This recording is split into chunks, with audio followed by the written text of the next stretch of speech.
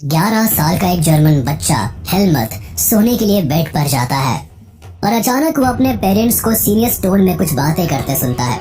बच्चे के फादर अपनी वाइफ से कहते हैं कि लगता है अब समय आ गया है कि हम पूरे परिवार को खत्म कर दे या केवल मैं सुसाइड कर लूं। बच्चे के फादर की आवाज में एक डर होता है और इस डर को बयां करते हुए वो आगे अपनी वाइफ से कहता है कि अब एलाइज हमारे साथ वही करेंगे जो हमने जूस के साथ किया। अब हेलमट उस समय इस बात को सुनकर कुछ रिएक्ट नहीं करता और सो जाता है। अगले दिन उस बच्चे के फादर पूरी फैमिली के साथ जंगल में जाते हैं और पिकनिक मनाते हैं, लेकिन इसके बाद हेलमट के फादर खुद को अपने ऑफिस में गोली मार लेते हैं, जिसके बाद हेलमट उनकी यूनिफॉर्म को फैमिली फायरप्लेस पर जलता देखता है। इस इंसिडेंट के बाद हेलमट को वही रात वाली बात याद आती है और वो इतना ज्यादा डर जाता है कि वो अगले 9 साल तक अपने घर पर खाना भी नहीं खाता, केवल इस डर से कि कहीं उसकी माँ उसे खाने में जहर ना दे दे। अभी हमने आपको जो स्टोरी सुनाई वो केवल एक स्टोरी नहीं बल्कि वर्ल्ड वॉर 2 के खत्म होने के बाद लोगों की मेंटालिटी थी। इस स्टोरी में हेलमट एक रैंडम जर्मन बॉय था जिसके फादर हिटलर के सपोर्टर थे, जो कि वर्ल्ड वॉर 2 हारने के बाद डरे हुए थे। ये डर उस समय केवल उनके अंदर नहीं था बल्कि हिटलर के हर सपोर्टर के अंदर था, जिन्होंने हिटलर के कारण युद्ध लड़ा। वो हारे और डर डर के जिए। ये हेलमट के फादर की तरह मारे गए। हिटलर न केवल उनकी मौत का कारण बल्कि करोड़ों लोगों की मौत का कारण रहा है। इसने इतिहास के सबसे बड़े जीनोसाइड्स करवाए हैं। इसने ऐसे कैंप्स बनवाए जहां बच्चे, बड़े और बूढ़ों को गैस चेम्बर में डालकर मार दिया जाता था। हिटलर ने दुनिया में अपनी ऐसी तानाशाही दिखाई थी कि आज भी लोग किसी सख्त इंसान को हिटलर से कंपेयर करते हैं, लेकिन हमारे मानने में शायद ही इस दुनिया में कोई होगा जिसे हम हिटलर से कंपेयर कर सके, क्योंकि इसने जो क्राइम किए वो मानवता को शर्मसार करने वाले काम थे। हिटलर के समय में जो सिचुएशंस थी वो हम केवल पढ़ सकते हैं, लेकिन महसूस ना कभी कर सकते हैं और ना कभी करना चाहेंगे। लेकिन कहते हैं हर कहानी के 2 पहलू होते हैं, वैसे ही हिटलर के भी 2 पहलू थे। लोग इसे 2 तरह से देखते हैं। अब कुछ के लिए ये एक क्रूर तानाशाह था तो कुछ के लिए ये ग्रेट लीडर भी था। हिटलर एक ऐसा लीडर था जो केवल अपनी स्पीचेस के थ्रू ही लोगों के अंदर एक आग पैदा कर देता था। वो लोगों को इन्फ्लुएंस और मैनिपुलेट करने में काफी माहिर था। लेकिन ऐसा नहीं कि ये बचपन से ऐसा था, बल्कि हिटलर तो बचपन में एक आर्टिस्ट बनना चाहता था या प्रीस्ट बनना चाहता था। तो आखिर ऐसा क्या हुआ जिसने हिटलर को एक प्रीस्ट और आर्टिस्ट बनने की जगह एक क्रूर तानाशाह बना दिया। 20 अप्रैल 1889 को ब्रोनौ एम एन नाम की जगह पर हिटलर का जन्म हुआ। ये जगह जर्मनी के बॉर्डर से लगी हुई है। हिटलर ने अलोय हिटलर और क्लारा पॉजल के घर जन्म लिया, जिन्होंने इसका नाम अडोल्फ हिटलर रखा। ये अपने परिवार का चौथा बच्चा था। हिटलर को अपने परिवार में बड़ी ही प्यार से रखा जाता था। स्पेशली हिटलर की माँ इस पर अपनी जान देती थी, क्योंकि हिटलर से पहले उनके जो भी बच्चे हुए थे वो किसी न किसी वजह से ज्यादा दिन जी नहीं सके। इसका पढ़ाई में ज्यादा मन नहीं लगता था। उसे स्कूल की पढ़ाई और डिसिप्लिन लाइफ फिजूल की बातें लगती थी, जिसके कारण हिटलर और उसके फादर के बीच कभी नहीं बना। इवन हिटलर के फादर कभी कभी तो गुस्से में उसे मारते पीटते भी थे, जिससे परेशान होकर हिटलर ने 8 साल की उम्र में सिंगिंग लेसन्स लेने शुरू कर दिए, जिससे वो चर्च में गाना गाने लगा। चर्च में जाने के कारण ही वो एक समय पर प्रीस्ट भी बनना चाहता था, लेकिन ऐसा हो नहीं पाया, क्योंकि इसी समय हिटलर की लाइफ में एक टर्निंग पॉइंट आता है। वो अपने छोटे भाई एडमंड को खो देता है। एडमंड की मीजल्स, जिसे खसरा रोग भी कहते हैं, उसकी वजह से डेथ हो गई, जिसका हिटलर के ऊपर काफी बुरा असर पड़ा। वो अपने भाई को हमेशा याद करता रहता। वो धीरे धीरे एक ऐसा लड़का बन जाता है जो केवल अपने में ही रहना पसंद करता है। इवन इस इंसिडेंट के बाद वो अपने फादर और टीचर्स के साथ भी काफी बुरा बर्ताव करता है। उसने स्कूल्स में भी काफी गंदा परफॉर्म करना शुरू कर दिया था। हालांकि समय के साथ हिटलर का इंटरेस्ट भी चेंज हुआ और अब वो एक आर्टिस्ट बनना चाहता था, जिसके लिए उसने 2 बार आर्ट स्कूल में अप्लाई भी किया था, लेकिन दोनों बार उसे वहां से रिजेक्शन मिला। इसी समय हिटलर एक ऐसा इंसान बनता जा रहा था जिसका इंटरेस्ट जर्मन हिस्ट्री और जर्मन पीपल में था। वो बेशक ऑस्ट्रिया में पैदा हुआ था, लेकिन उसका मन जर्मनी की ओर ही भागता था। हिटलर बचपन से ही जर्मनी का नेशनल सॉन्ग गाता, वहाँ के बारे में पढ़ता, वहाँ के लोगों से इन्फ्लुएंस होता। हिटलर के भाई की मौत के 3 साल बाद उसके फादर की भी डेथ हो जाती है जिसके बाद हिटलर को उसकी पुअर एकेडमिक परफॉर्मेंसेस की वजह से स्कूल से भी निकाल दिया जाता है। हिटलर के पास अब अपने कोई फ्यूचर प्लान्स नहीं थे। उसके घर का खर्च भी ऑर्फन्स बेनिफिट से चलता और ऊपर से हिटलर के माँ की तबीयत भी खराब रहने लगी थी। हिटलर इन सभी चीजों से काफी परेशान था कि अचानक एक दिन उसकी माँ की भी डेथ हो जाती है। 21 दिसंबर 1907 को हिटलर अपनी माँ को भी खो देता है, जिसके बाद वो पूरी तरह से अकेला और अनाथ हो जाता है। उसके पास न रहने को घर था न खाने को खाना। वो दर दर काम की तलाश में भटकता और रोता। उसके पास खाने या रहने को एक फूटी कौड़ी भी नहीं थी, जिसकी वजह से हिटलर ने लेबर का काम भी किया, पेंटिंग्स बनाई और उन्हें बेचा। कुल मिलाकर जीने खाने के लिए जो किया जा सकता था हिटलर ने वो सब किया। इस तरह से हिटलर एक नॉर्मल लाइफ स्पेंड करने लगा। इसी समय हिटलर का सामना मेयर कार्ल ल्यूगर से हुआ, जो अपनी रेसिस्ट सोच और जर्मन के प्रति लगाव के लिए जाने जाते थे। यही नहीं, हिटलर इस समय मारिया हिल्फ डिस्ट्रिक्ट में रहा करता था, जहां जर्मन नेशनलिज्म हर दूसरे इंसान में देखने को मिलता था, जिसके कारण हिटलर को जर्मनी और पॉलिटिक्स दोनों में काफी इंटरेस्ट आने लगा। वो मेयर कार्ल ल्यूगर से भी काफी प्रभावित था, जिसके कारण वो ज्यादा से ज्यादा न्यूज़पेपर्स पढ़ता और हर पॉलिटिकल न्यूज से अपडेट रहने लगा। उसके मन में जूस के लिए इस समय तक कोई नफरत नहीं थी। हिटलर वर्ल्ड वॉर 1 से पहले तक जूस के साथ अपने पेंटिंग बिजनेसेस में डीलिंग्स भी करता था, लेकिन उसके माइंड पर फर्स्ट वर्ल्ड वॉर ने काफी बुरा असर डाला। हिटलर ने फर्स्ट वर्ल्ड वॉर के बारे में जैसे ही सुना, वो जर्मनी शिफ्ट हो गया और उसने आर्मी में जाने का फैसला लिया। हिटलर ने फर्स्ट वर्ल्ड वॉर में एज अ सोल्जर पार्टिसिपेट किया, जहां पहले वो केवल इंफॉर्मेशन पहुंचाने का काम करता था, लेकिन देखते ही देखते वो जर्मन फोर्सेस में वो एक पॉपुलर फेस बन गया। उसने कई जंग भी लड़े, जिसमें first battle of Ypres, the battle of the Somme, the battle of Arras and the battle of Passchendaele आती है। इन सभी लड़ाइयों में से बैटल ऑफ द सोमे में हिटलर घायल हो गया था, लेकिन फिर भी उसने हार नहीं मानी, जिसके कारण उसकी ब्रेवरी को सल्यूट किया गया और उसे आयरन क्रॉस से सम्मानित किया गया। हालांकि वॉर के बाद हिटलर लंबे समय तक हॉस्पिटल में एडमिट रहा। हिटलर को काफी मेजर इंजरीज आई थी। वॉर के एंड तक हिटलर के अंदर जर्मन नेशनलिज्म साफ तौर पर देखी जा सकती थी। जर्मनी का वॉर को हारने का दुख हिटलर को ले बैठा। हिटलर ने मन ही मन सिविलियन लीडर्स, जूज, मार्क्सिस्ट के लिए नफरत पाल ली थी। हिटलर का मानना था कि इन लोगों ने वॉर के दौरान उनकी पीठ में छुरा घोंपा है। इन लोगों ने वॉर को खत्म किया और ऐसी ट्रीटीज पर साइन किया जिन्होंने जर्मनी को हमेशा हमेशा के लिए बर्बाद कर दिया। हिटलर ने यही से अपने मन में एक आइडियोलॉजी को जन्म दिया, जो बाद में नाजिज्म के नाम से जानी गई।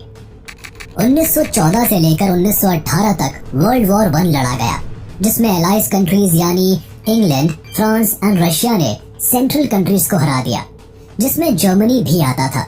जर्मनी के हारने के बाद वहाँ का पॉलिटिकल सिस्टम काफी खराब हो गया था। कोई भी सरकार वहाँ राज करने के लिए नहीं थी, जिसके कारण सभी पार्लियामेंट पार्टीज को जर्मनी में अपनी गवर्नमेंट बनाने का मौका मिल गया, जिसके लिए एक नई गवर्नमेंट को बनाने की बात सामने आने लगी। नई गवर्नमेंट को फॉर्म करने के लिए नेशनल असेंबली ने वाइमर नाम की जगह पर मिलने का फैसला लिया, जहां बाद में कॉन्स्टिट्यूशन को फॉर्म करते हुए एक गवर्नमेंट को बनाया गया, जिसके लिए प्रॉपर वोटिंग्स का सहारा लिया गया, जिसमें वुमेन ने भी अपने वोट डाले। इस गवर्नमेंट को ही वाइमार रिपब्लिक के नाम से जाना जाने लगा। हालांकि उस समय ज्यादातर जर्मनी की पब्लिक इस रिपब्लिक के खिलाफ थे, क्योंकि इस रिपब्लिक ने ही पीस के नाम पर ऐसी ट्रीटीज पर साइन किया जिसने जर्मनी को बर्बाद कर दिया। इन ट्रीटीज में सबसे हार्श और ह्यूमिलेटिंग ट्रीटी ऑफ वर्साई थी। ट्रीटी ऑफ वर्साई में इतने हार्श रूल्स और एक्शंस थे, जिसकी वजह से जर्मनी को बहुत बुरे इकोनॉमिकल कंडीशन से गुजरना पड़ा। इस पीस ट्रीटी के कारण ही जर्मनी ने अपनी overseas colonies, a tenth of population, 13% territories, 75% iron और 26% कोल खो दिए।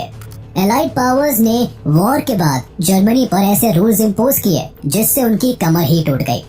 जर्मनी इस ट्रीटी के कारण दिन पर दिन एक वीक देश बनता चला गया। जर्मनी के जो भी रिसोर्सेज थे, वो सभी रिसोर्सेज एलाइज कंट्रीज ने छीन लिए, जिसके कारण जर्मनी के पास आगे बढ़ने के लिए ना पैसे थे ना कोई रिसोर्सेज। एलाइड पावर्स ने वॉर का कारण जर्मनी को बताते हुए उसके ऊपर वॉर डैमेजेस का सारा खर्चा भी थोप दिया। जर्मनी को वॉर गिल्ट माना गया और इसे करीब 6.6 बिलियन पाउंड्स देने के लिए मजबूर किया। अब आप अंदाजा लगा लीजिए कि उस समय में 6.6 बिलियन पाउंड्स कितना ज्यादा अमाउंट होगा। इसके अलावा जर्मनी को अपनी आर्मी पर भी कंट्रोल लगाना पड़ा। कई लोग जर्मनी के खराब हालत का जिम्मेदार वाइमर रिपब्लिक और इनके द्वारा साइन की गई ट्रीटी ऑफ वर्साले को भी मानते हैं, इंक्लूडिंग हिटलर। अब वाइमर रिपब्लिक का दिन पर दिन विरोध होने लगा। कंजर्वेटिव नेशनलिस्ट मिलकर सोशलिस्ट, कैथोलिक्स और डेमोक्रेट्स पर अटैक करने लगे, क्योंकि ये लोग वाइमर रिपब्लिक को सपोर्ट करते थे। इस समय नेशनलिस्ट ग्रुप ने वाइमर रिपब्लिक के लीडर्स और सपोर्टर्स को नवंबर क्रिमिनल्स का नाम दिया। नेशनलिस्ट के अकॉर्डिंग ये सभी लोग जर्मनी के क्रिमिनल्स थे, जिन्होंने नेगोशिएट करके वॉर को एंड किया और हार्श ट्रीटीज पर साइन किया। नेशनलिस्ट के इस माइंडसेट ने जर्मनी के पॉलिटिकल डेवलपमेंट्स में कई चेंजेस देखे। हिटलर के माइंडसेट पर वर्ल्ड वॉर 1 के एंड रिजल्ट ने भी काफी भारी असर डाला। वॉर खत्म होने के बाद जर्मनी की आर्थिक स्थिति तो खराब थी ही, लेकिन इसका असर लोगों की सोच पर भी पड़ा। पॉलिटिशियंस और न्यूज़पेपर पब्लिशर्स ने मर्दों की एक अलग छवि प्लॉट करने की कोशिश की। उनके अकॉर्डिंग आदमी को अग्रेसिव, स्ट्रॉन्ग और मैस्कुलिन होना जरूरी था, वहीं वुमेन को केवल घर के कामकाज पर ध्यान देना जरूरी था। इसके अलावा ट्रेंच लाइफ को भी ग्लोरीफाइड किया गया। दरअसल वॉर के दौरान सोल्जर्स बड़े बड़े गड्ढे बनाकर उनमें रहते थे, जहाँ की असलियत मीडिया में दिखाई जाने वाली लाइफ से एकदम अलग थी। असल में सोल्जर्स को इन सभी गड्ढों में काफी परेशानियों का सामना करना पड़ता था। इन ट्रेंचेस में उन्हें harmful gases, rats, enemy shelling और गंदगी में रहना होता था।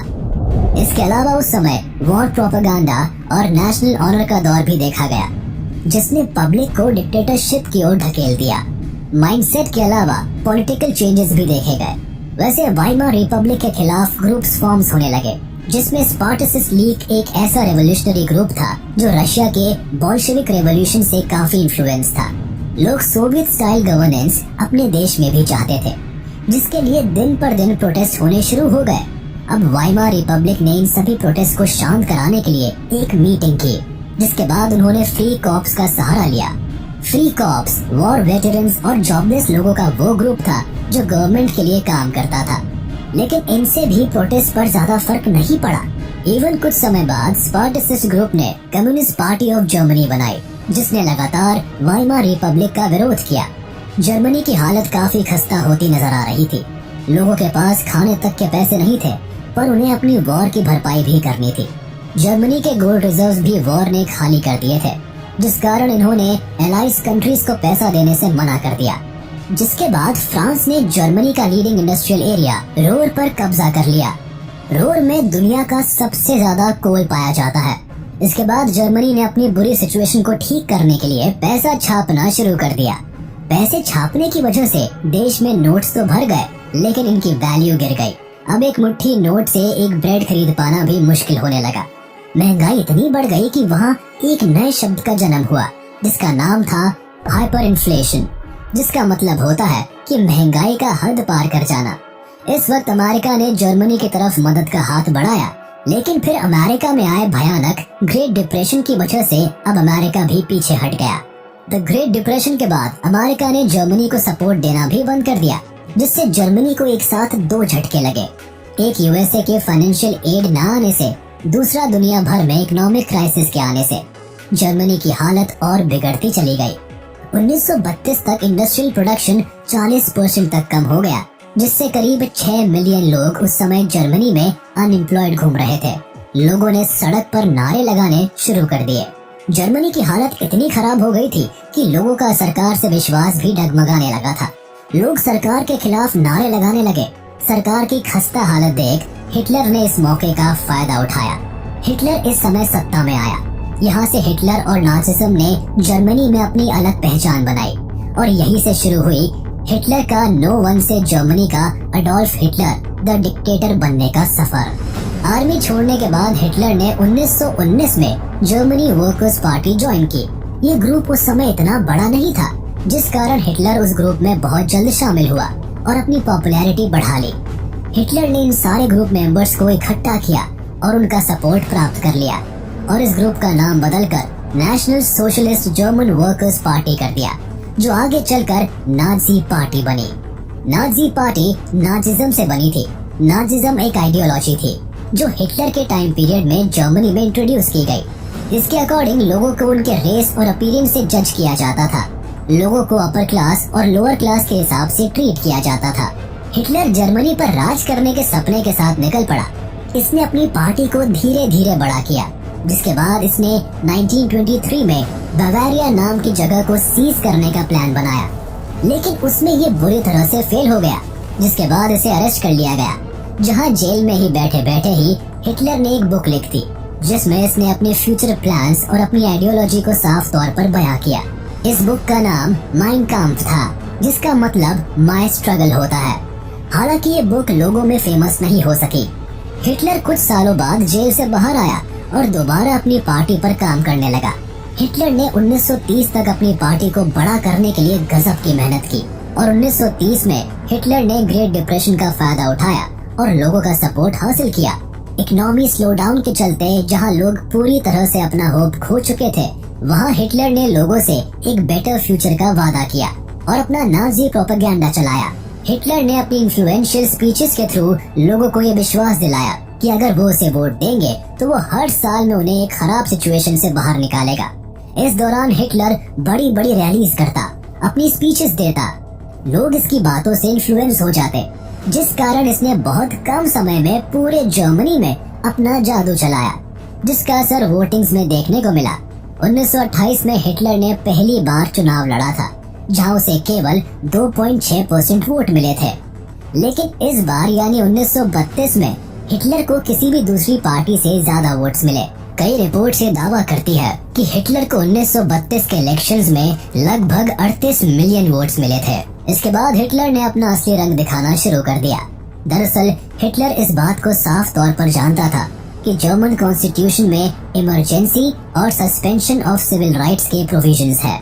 बस इन्हें लागू करने के लिए इसे एक सही समय का वेट था, जिसके लिए ये शांत बैठा था। हिटलर की इतनी पॉपुलैरिटी देखकर 30 जनवरी 1933 को प्रेसिडेंट हाइडेनबर्ग ने हिटलर को जर्मनी का चांसलर बना दिया। 28 फरवरी 1933 को जर्मन पार्लियामेंट में एक मिस्टीरियस आग लग गई। हिटलर ने सिचुएशन का फायदा उठाया और पूरे जर्मनी में इमरजेंसी लगा दी, जिसमें सिविलियंस से उनके सभी राइट्स को छीन लिया गया। इमरजेंसी के बाद हिटलर इनेबलिंग एक्ट लेकर आया, जिसके पास होने के बाद जर्मनी एक डिक्टेटर कंट्री बन गया। इस एक्ट ने हिटलर को जर्मनी की सारी पावर सौंप दी, जिसके बाद देश में जितनी भी पॉलिटिकल पार्टीज और यूनियंस थे उन्हें बैन कर दिया गया। हिटलर ने कंट्री की इकोनॉमी, मीडिया, आर्मी और जुडिशरी को पूरी तरह अपने कंट्रोल में कर लिया, जिसके बाद जर्मनी में हिटलर का नियम ही शासन बन गया। हिटलर ने स्पेशल सर्विलेंस और सिक्योरिटी फोर्सेस का भी इंतजाम किया, जो उसके खिलाफ साजिश करने वाले लोगों को पकड़ने का काम करते थे। अब हिटलर के पास जर्मनी की सत्ता तो थी, लेकिन उसे ऑपरेट करने के लिए पैसा नहीं था, जिसके लिए हिटलर ने जर्मनी को एक नई शेप देना शुरू कर दिया। हिटलर ने सबसे पहले हालमार्शाट नाम के इकोनॉमिस्ट को हायर किया, जिससे जर्मनी की हालत सुधर सके। हुआ भी ऐसा ही। हालमार के प्लान्स ने जर्मनी की हालत को सुधारा, जिसके लिए सबसे पहले वो full production and full employment के एम के साथ आगे बढ़ने लगा। इसके अलावा हिटलर के राज में फॉरेन पॉलिसीज में भी सुधार देखने को मिला। हिटलर ने सबसे पहले 1933 में खुद को लीग ऑफ नेशन से बाहर किया, फिर 1938 में राइनलैंड नाम की जगह को वापस अपने कब्जे में किया, साथ ही ऑस्ट्रिया और जर्मनी को दोबारा एक किया। इसके बाद हिटलर ने वेस्टर्न जर्मनी की ओर अपना रुख मोड़ा और चेकोस्लोवाकिया पर कब्जा कर लिया। हिटलर के इन सभी एक्ट्स में इंग्लैंड ने बिना बोले उसका सपोर्ट किया। वो इसलिए क्योंकि इंग्लैंड को लगता था कि वर्साइली ट्रीटी ने जर्मनी के साथ काफी बुरा किया था। कुल मिलाकर कुछ सालों में हिटलर ने जर्मनी की किस्मत चमका दी थी, लेकिन वो यहाँ रुका नहीं। उसमें और ज्यादा हासिल करने की चाह थी। हालांकि शात ने हिटलर को समझाया भी था कि स्टेट में अभी फाइनेंशियल कंडीशन पूरी तरह से ठीक नहीं है, तो वो जो करे सोच समझ के करे। लेकिन हिटलर कहाँ किसकी सुनने वाला था। हिटलर इस इंसिडेंट के बाद सबसे पहले तो शाट को बाहर करता है और फिर इसने अपनी इकोनॉमिक कंडीशन को ठीक करने के लिए वॉर का डिसीजन लिया, क्योंकि उसके अकॉर्डिंग अगर जर्मनी ज्यादा से ज्यादा टेरिटरी को एक्वायर करेगा तो ज्यादा से ज्यादा रिसोर्सेज उनके अंडर आएंगे, जिससे उनकी फाइनेंशियल कंडीशन सुधर सकेगी। सितंबर 1939 में हिटलर पोलैंड पर हमला बोल देता है, जिसके बाद फ्रांस और इंग्लैंड भी वॉर में शामिल हो जाते हैं। वो इसलिए क्योंकि जिस तरह वर्ल्ड वॉर 1 में ब्रिटेन बेल्जियम का साथ देने का वादा करता है, उसी तरह ब्रिटेन ने पोलैंड के साथ भी एक ट्रीटी साइन की होती है, जिसके अकॉर्डिंग ब्रिटेन को पोलैंड का साथ देना होता है। वहीं दूसरी ओर जर्मनी ने इटली और जापान के साथ एक ट्राइपार्टाइट पैक्ट साइन किया होता है, जिससे वो अपने इंटरनेशनल लेवल पर पावर बढ़ा सके। देखा जाए तो 1940 तक वर्ल्ड वॉर 2 में जर्मनी के हालात अच्छे थे, लेकिन अपनी पावर के नशे में हिटलर यहाँ एक गलती कर देता है, जिसके कारण जर्मनी वॉर हार जाता है।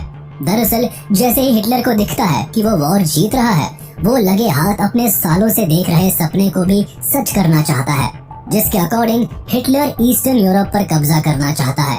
इस सपने को पूरा करने के लिए हिटलर 1941 में सोवियत यूनियन पर वॉर डिक्लेयर कर देता है, जिसके बाद हिटलर वेस्ट में ब्रिटेन और ईस्ट में सोवियत यूनियन को एक साथ संभालने में नाकामयाब हो जाता है और जर्मन आर्मी को ही बर्लिन तक खदेड़ देती है, जिससे सोवियत यूनियन का भी दुनिया में एक नया दौर देखने को मिलता है। अमेरिका अब तक वॉर से बाहर रहता है, लेकिन जापान पैसिफिक ओशन में अमेरिका के पर्ल हार्बर पर अटैक के कारण अमेरिका भी वॉर का हिस्सा बन जाता है। ये वॉर लंबी चलती है। हिटलर को दिख रहा होता है कि अब उसका वॉर पर से कंट्रोल छूट रहा है, लेकिन वो वॉर एंड होने तक बर्लिन में ही रहने का फैसला लेता है और इसी जगह हिटलर रहस्यमयी तरीके से खुद को और अपनी वाइफ को गोली मार देता है। खुद को शूट करने से पहले हिटलर अपने एसएस फिजिशियन वर्नर हास से पूछता है कि सुसाइड करने का सबसे अच्छा तरीका क्या है, तो वो हिटलर को पिस्टल और पॉइजन के बारे में बताता है, जिसके बाद हिटलर खुद को गन से शूट करता है और दुनिया के सबसे खतरनाक तानाशाह का अंत हो जाता है। अपने पूरे टाइम पीरियड में नाज़ीज़ मास मर्डरिंग के दोषी पाए जाते हैं। नाज़िज्म के अकॉर्डिंग कोई भी इंसान इक्वल नहीं है। सोसाइटी में अपर क्लास और लोअर क्लास मेंटालिटी एग्जिस्ट करती है। लोगों को रेशियल तरह से ट्रीट करना चाहिए। केवल वो लोग सोसाइटी के टॉप लोगों में आते हैं जो ब्लॉन्ड, ब्लू आइड और नॉर्डिक जर्मन आर्यंस की कैटेगरी में आते हैं। बाकी जूस को नाज़िज्म के अकॉर्डिंग सोसाइटी का सबसे लोअर क्लास माना गया था। इन्हें नाज़ी लोगों का दुश्मन कंसिडर किया जाता था। कुल मिलाकर लोगों को उनके फिजिकल अपीयरेंस के अकॉर्डिंग ट्रीट किया जाता था। नाज़ीज़ केवल pure and healthy Nordic Aryans को सोसाइटी में प्रेफरेंस देते थे। हिटलर के राज में स्पेशली जूस पर ज्यादा अत्याचार किया गया। नाज़ी जूस को अपना दुश्मन मानते थे। ये दुश्मनी सालों पुरानी थी। नाज़ीज़ का मानना था कि जूस क्राइस्ट के किलर्स थे। जूस के साथ मिडीवल टाइम से ही काफी भेदभाव किया जाता था। किन जूस से नफरत का सबसे बड़ा प्रेजेंट कारण था जर्मनी का वर्ल्ड वॉर 1 में हार जाना। हिटलर का मानना था कि इन्हीं लोगों ने फाइनेंशियली अलाइज की मदद की है, जिसकी वजह से उन्हें हार का मुंह देखना पड़ा। हिटलर ने जूस को हमेशा ही इंटरनल ट्रेटर की तरह ही देखा। इन्हें रहने के लिए भी एक सेपरेट एरिया प्रोवाइड किया गया था, जिसे उस समय लोग घेटोस के नाम से जानते थे। हिटलर इन्हें रेस के अकॉर्डिंग डिफाइन करता था, जिस वजह से उसका मानना था कि इनका कन्वर्शन करने से भी कोई फायदा नहीं होगा, बल्कि फाइनल एलिमिनेशन ही इनका सॉल्यूशन है। और इस फाइनल एलिमिनेशन का मतलब था मौत। हिटलर का मानना था कि देश के यूथ का पॉलिटिक्स में एक्टिव होना जरूरी है। उसका मानना था कि एक स्ट्रॉन्ग नाज़ी सोसाइटी केवल देश के यंगस्टर्स को नाज़िज्म पढ़ाकर ही बनाई जा सकती है। हिटलर ने स्कूल्स में भी बच्चों को जूस से नफरत करना सिखाया। उसने सबसे पहले सभी जूस टीचर्स को स्कूल से निकाल दिया। उसके बाद सभी नाज़ी बच्चों को जूस के साथ बैठना अलाउड नहीं था।